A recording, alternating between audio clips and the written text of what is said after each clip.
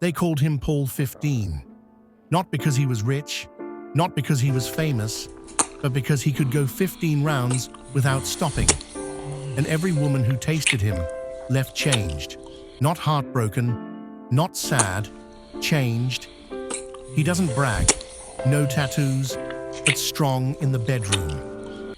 But the whispers around him were louder than any influencer in Legos. Don't go near him if you're not ready to lose your mind, they said. That boy can touch you in a way that'll make you delete your ex's number without thinking twice. Paul didn't need to chase women. They came to him. He was tall, with skin smooth like midnight, eyes that didn't blink too much, and a smile that looked like a dare. He never talked too much, but when he did, his voice felt like velvet brushing against the back of your ear. That's how it started with Teni. She was the type of girl other girls feared. Rich, powerful, and born with sharp eyes and sharper intentions. Her father owned half of Banana Island. She didn't need a man. She collected them, played with them, discarded them. But the night she met Paul, something shifted. It was at a beach party. He was just a bartender, shirtless, skin glistening in the sun, quiet. She waved him over, her sunglasses perched low on her nose. "You look like you break hearts for a living," she said. He tilted his head. "No, I just open them." Gently. She smirked, as if she was immune. But her legs crossed, and she blinked twice. That same night, they met again. No words, just energy.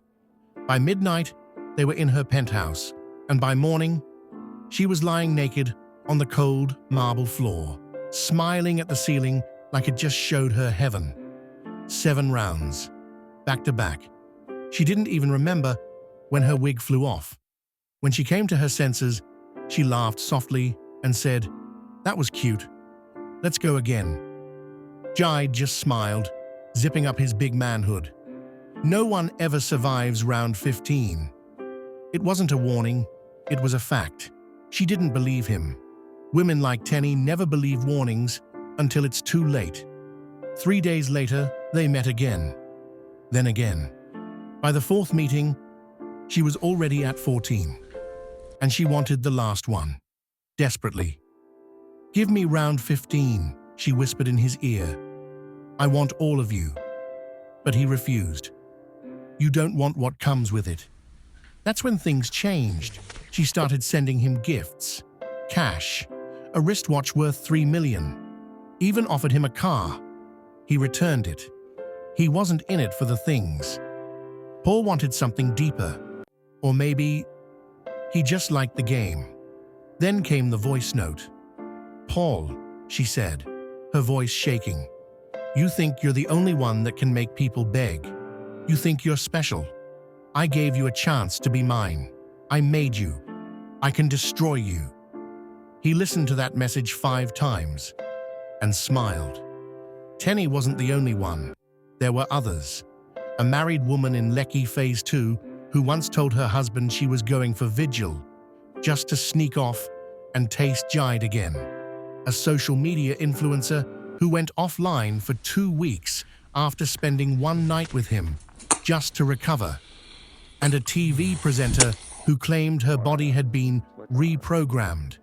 But none of them had reached round 15. None of them could.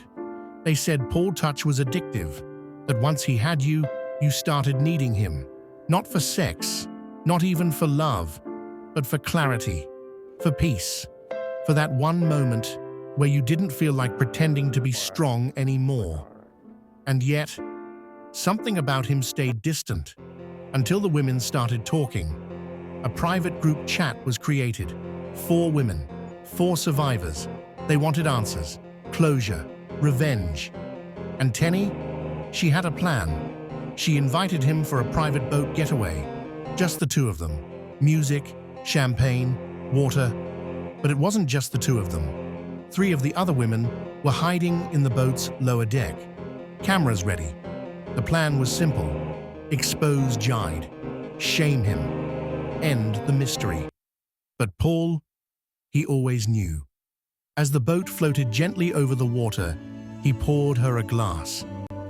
"You think this is about control?" he asked softly. She blinked. "You want to punish me because I made you feel things you weren't ready to feel. You don't hate me. You hate what I unlocked." She opened her mouth to speak, but he kissed her, and just like that, they went all the way, round after round after round. The other women watched, stunned. No one pressed record. No one moved. By the end of it, Teni wasn't angry. She was quiet, shaking, wrecked. She looked at Paul and whispered, "I was wrong. I thought I could handle you."